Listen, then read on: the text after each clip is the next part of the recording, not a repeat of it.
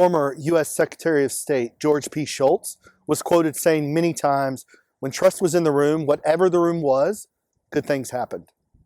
Reading today's text, I cannot help but wonder how much trust there must have been in order for Paul and these followers to drop everything and go.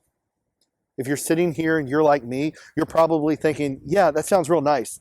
But come on, Pastor, that's not reality. Reality is where war and turmoil and fighting and violence, where hate crimes and gay bashings and exclusion and people are treated as pawns, is the norm. That's the reality we understand. This is the reality that we trust to be true.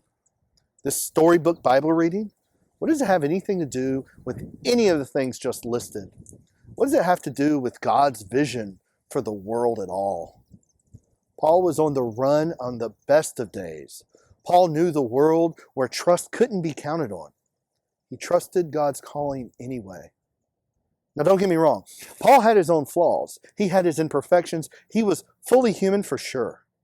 But he listened with a heart that was always open. He acted in a way that allowed for growth, and he trusted in God in a way that was unwavering. Maybe this is your story. Or maybe you're like the majority of us, not quite sure if you can stop to listen or what you would listen for. Every single part of this, it always circles back to trust.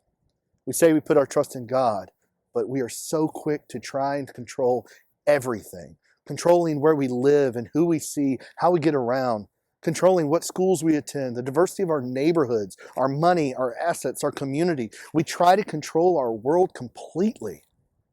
The problem with control is no matter how much you think you have, no matter who or what you can influence, no matter who you are, it can all go away in the blink of an eye.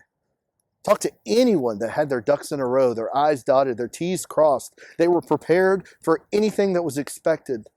And then when the unexpected came along, how much control do they feel? Paul trusted God in the vision that God had set out. Can we trust in God to follow the vision of God in the world? We can spend forever trying to perfect God's vision for our lives, or we can trust that God is God, that God is with us, and that God will provide. Friends, it all starts with our trust in God.